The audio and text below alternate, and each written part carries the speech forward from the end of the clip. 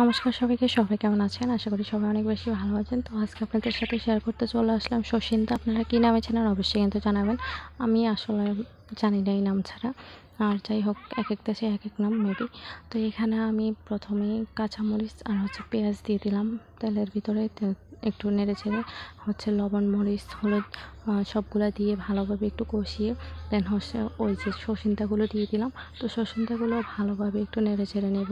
নেড়েচেড়ে দেওয়ার পরে একটু ঢাকনা দিয়ে দেবো যেন সিদ্ধ হয়ে যায় ভালোভাবে, যেহেতু আমি এক্সট্রা জল ইউজ করব না সেই জন্য। আর আমি ডিম দিয়ে যেহেতু রান্না করবো, আপনারা চাইলে মাছ দিয়েও রান্না করতে পারেন, নিরামিষও রান্না করতে পারেন। তো আমি ডিম দিয়ে রান্না করছি।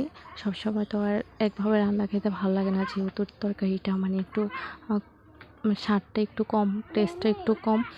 তো এভাবেই আমি রান্না করি।